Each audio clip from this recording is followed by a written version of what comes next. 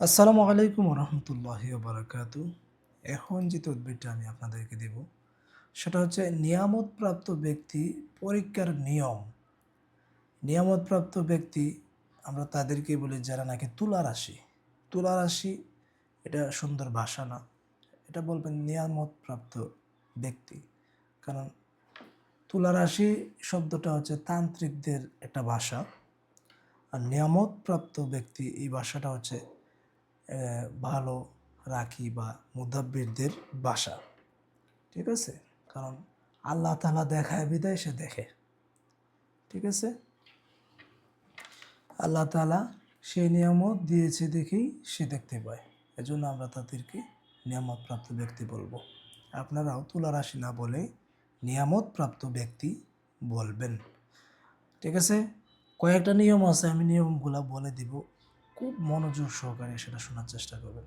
কারণ নিয়ামতপ্রাপ্ত ব্যক্তি তখনই দরকার যখন নাকি কঠিন কোনো রোগী আসে, যার চোখও খোলে না, যার সে নিজেও নিয়ামতপ্রাপ্ত না, বা যার রোগ নির্ণয় করা কঠিন হয়ে যাচ্ছে, কিন্তু তার যে আলামত, জিন্নাতের আলামত হোক বা জাদুর আলামত হোক, আলামতগুলো প্রকাশ পায় কিন্তু রোগটা নির্ণয় করা যাচ্ছে না বা কোনোভাবেই তাকে সামাল দেওয়া যাচ্ছে না, তখন অন্য একটা ব্যক্তিকে বসিয়ে বা অন্য একটা নিয়ামতপ্রাপ্ত ব্যক্তিকে বসিয়ে বোঝার জন্য বলি, তুলা রাশি ব্যক্তিকে বসিয়ে আমরা ওইটা দেখি।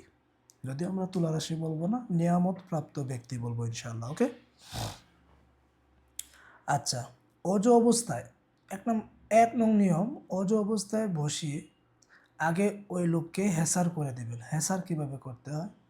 হাতে শরীরে, ওই যে আমি শুরুতেই বলছি, দেখবেন শুরুতেই বলা আছে হেসার কিভাবে করতে হয়। কয়েকটা ক্লাস যদি দেখে থাকেন আপনারা ইনশাল্লাহ বুঝবেন। তারপর আমি বলে দিচ্ছি।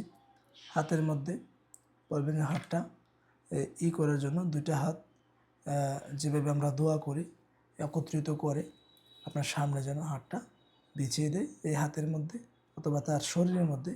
আপনি আপনার শাহাদত আঙ্গুলের মধ্যে ইয়া হাইয়্যু কাইয়্যুম বলে ইসমে আজম পরে ফু দিয়ে তারপর তার শরীরের মধ্যে পড়তে থাকবেন আর ঘুরাইতে থাকবেন হাত দিয়ে, আর নিয়ত করতে থাকবেন যে তার শরীরটা হেসার করে দিচ্ছি।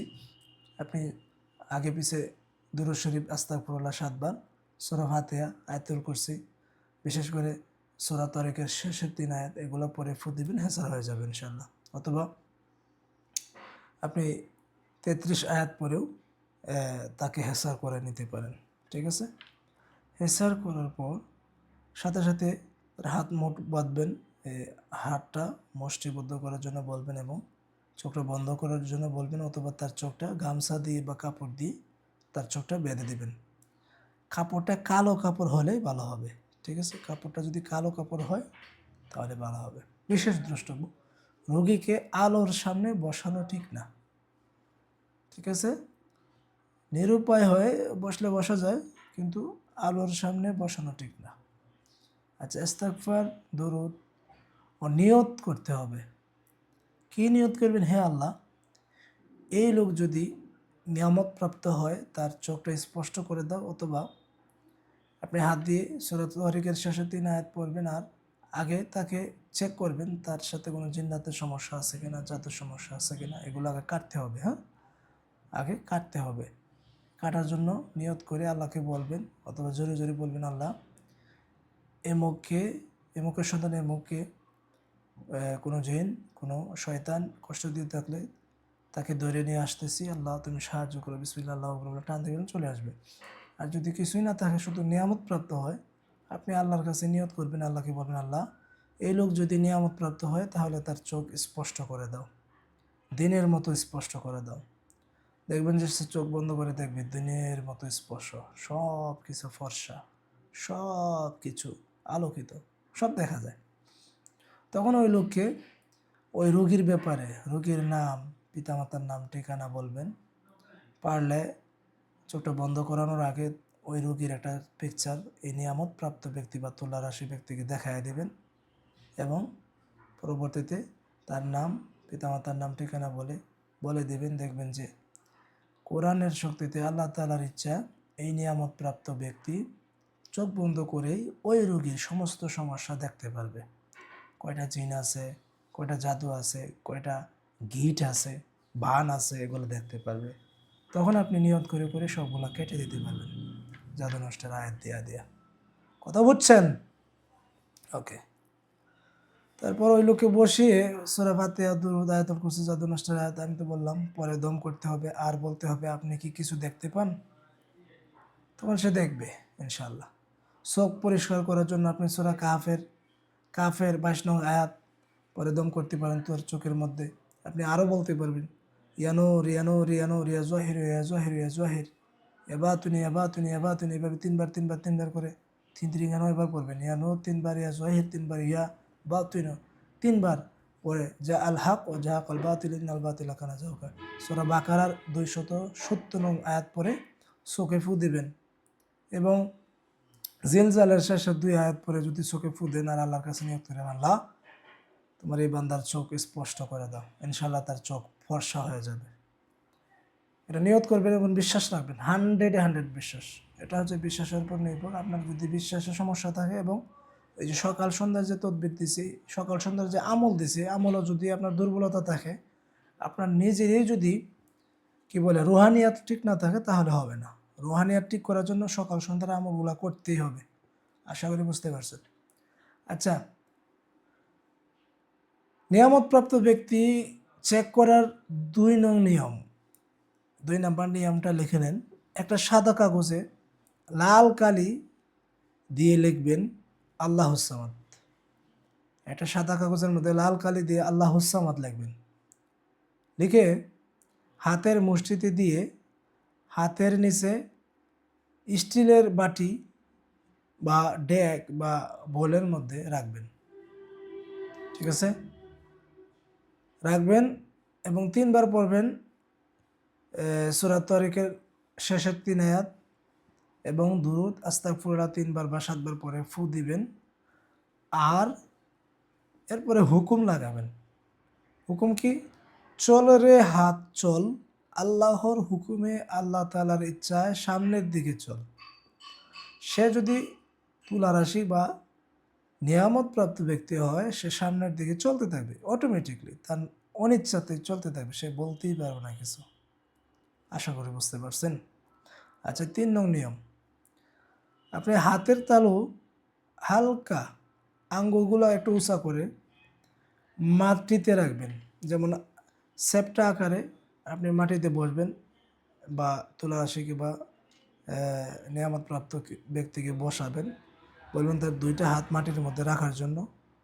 সেপ্টা করে আঙ্গুলগুলো ফাঁক ফাঁক করে সামনের আঙ্গুলগুলো একটু উপরে রাখবেন, হালকা করে আর কি মাটির মধ্যে রাখবেন, হালকা, বেশি না।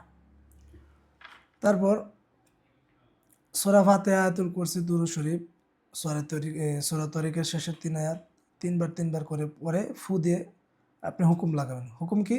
ওইটা, চল রে হাত চল, আল্লাহর হুকুমে, আল্লাহর ইচ্ছায় সামনের দিকে চল। যদি তুলা রাশি হয় তাহলে সে সামনের দিকে দেখবেন যে হাত গৈরিয়া, হাতের কোনো চিন্তাই থাকবে না, হাত অটোমেটিকলি সামনের দিকে চলতে থাকবে।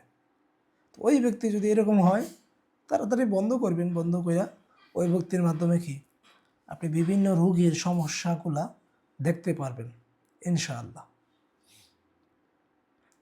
আচ্ছা, 4 নং নিয়ম, একটি সাদা কাগজে ইয়া আল্লাহ লিখে লাল কালি দিয়ে লিখবেন ইয়া আল্লাহ। একটা সাদা কাগজের মধ্যে লাল কালি দিয়ে ইয়া আল্লাহ লিখে আপনি এই জিনিসটা লুকায় রাখবেন। কাগজটা মোড়ায়া একটা জায়গার মধ্যে লুকিয়ে রাখবেন।